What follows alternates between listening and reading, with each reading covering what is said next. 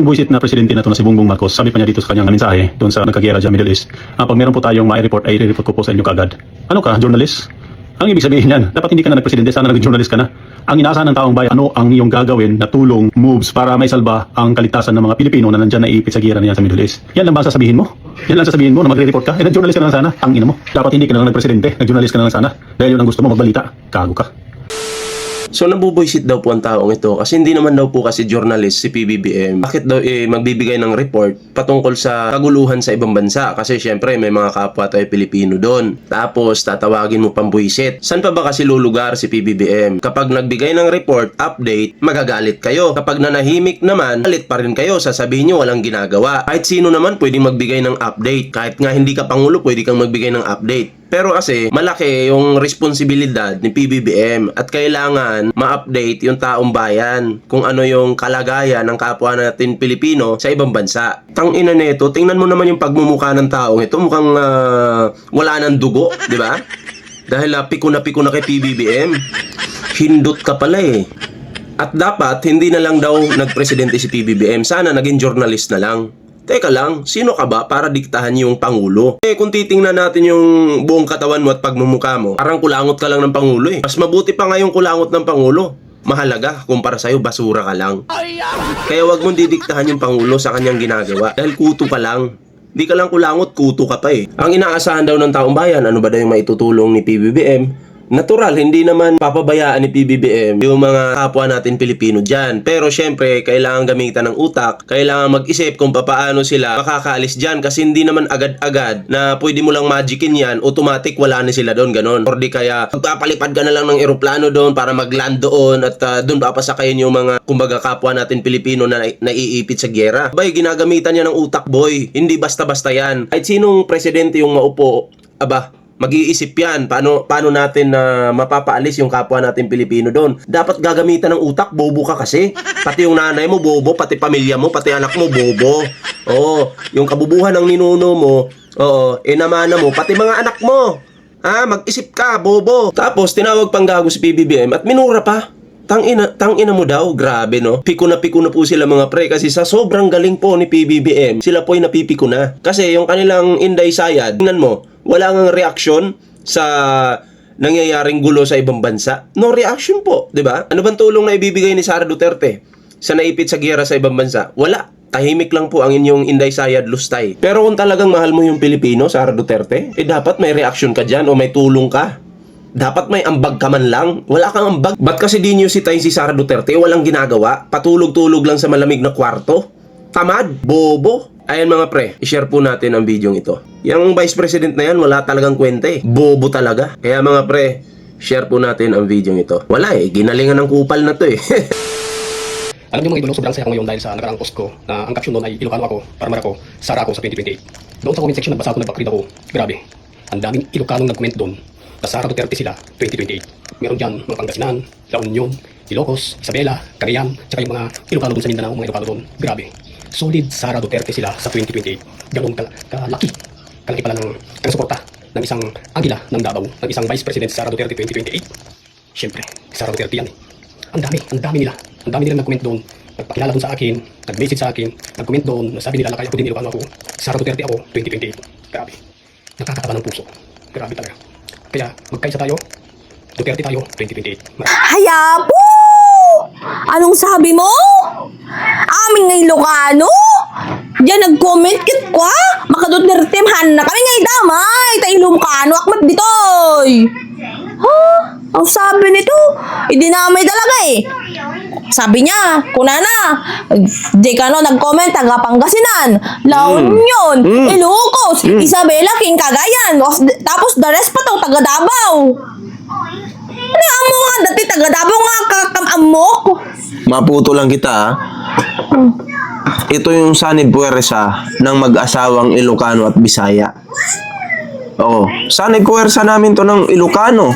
Ako Bisaya, pero ayaw namin sa mga Duterte. Sanib puwersa to.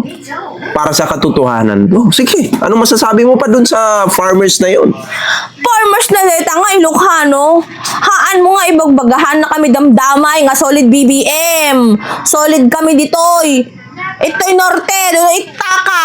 Itaka banda ti Mindanao. Awang pakpakailang makinyam nga mahaan mo nga. Pero naintindihan ko sa Mindanao hindi lahat solid Duterte doon. Kasi may parte ng Mindanao ng Davao na dinimulish. Walang nagawa si Basti. At yung nakaraan na yon, last year pa nung Pangulo si Digong, ay talagang nangako si Digong, walang aalis daw dito. O anong nangyari ngayon? Dinimulish sila. Oh. Kupal eh. Oh, sige, ano masasabi mo? Lahat daw kayo dito. Didis ba kayo? Hindi! Madi kami nga DDS! Ano magbaga kanyam? Siguro naman ti DDS. Ito haan mo amin madim amo no ten teligwar ko ngam. Haan mo amin amin kat Ilocano kat Duterte. Haan na jay. Apo BBM kami lang. Apo lakay kami lang. Oh. Apo lakay kami lang. Hindi kami Duterte. Sino ba sila? Natandaan natin, ang pangalang Marcos, naulit yung paninira. Bakit? Sa panahon ng Dilawan, although magkakampi na yung Dilawan ngayon, no? Ngayon. Okay na tayo, goods na dyan. Yung Dilawan noon kasi yung pinag-uusapan natin, ang Marcos Senior siniraan. At yung nakalagay sa libro, fake news pala yun. Sa mga libro, ako kahit nung grade 6 pa ako nababasa ko yun. Fake pala yun. Okay? O nasa na yung mga libro na ngayon? Wala na.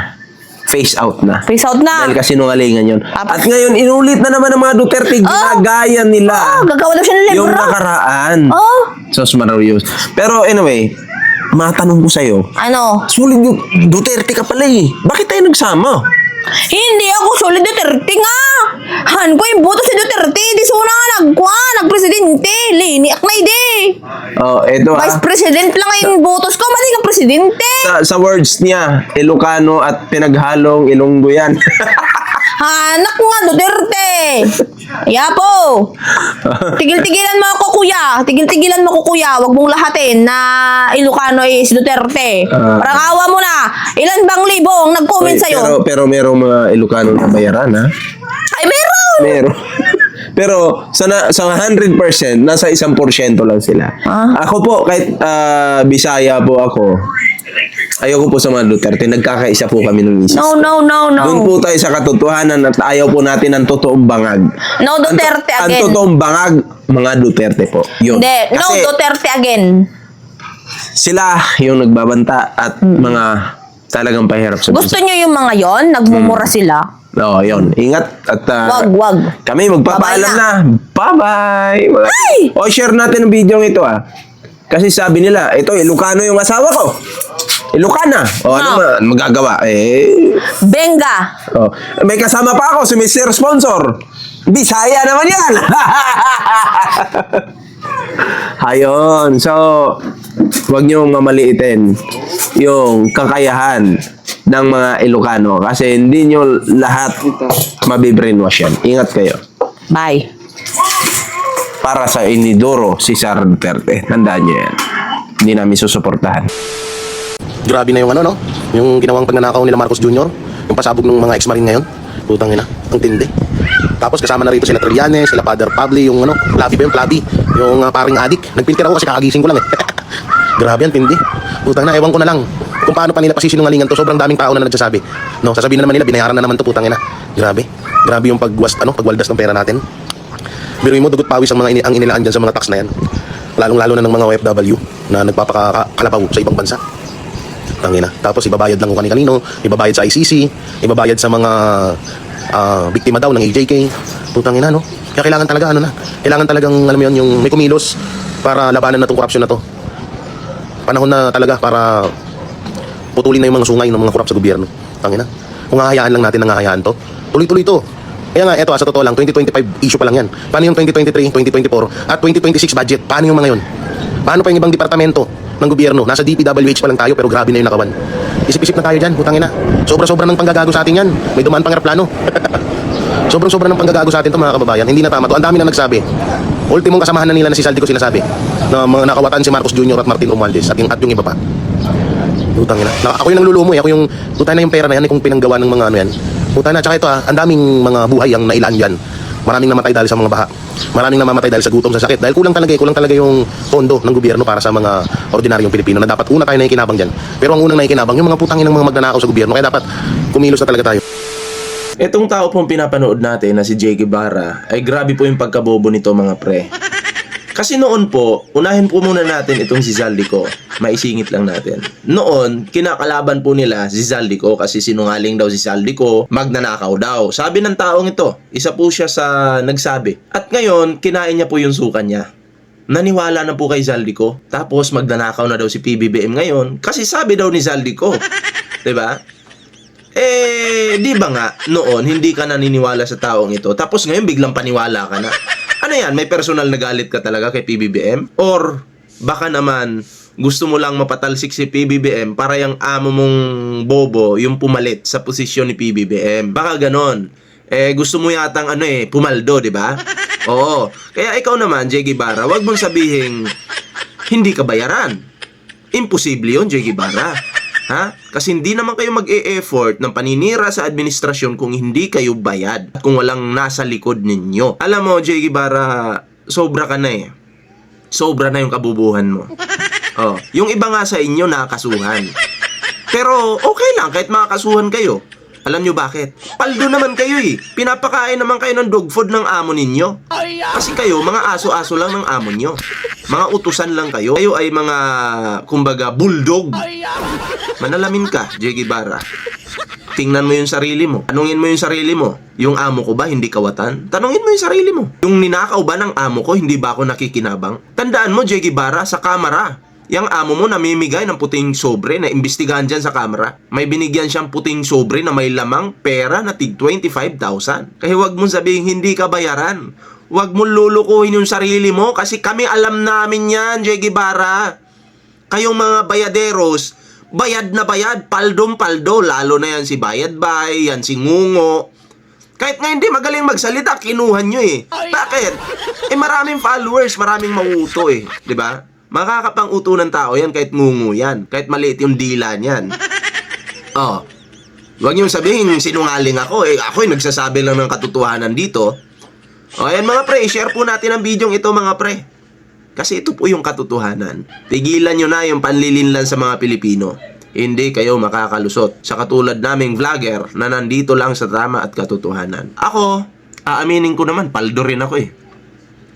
Paldo rin po ako kay YouTube. Noon. Pero ngayon, mahina yung YouTube eh. Kaya i-share po natin ang video ito mga pre. Dahil sampal po ito sa kanila. At syempre mga pre, huwag kalimutang i-follow ang ating Facebook page na 3.0 Ballpoint Man 3.0. Kita-kits po sa susunod ng mga banat natin.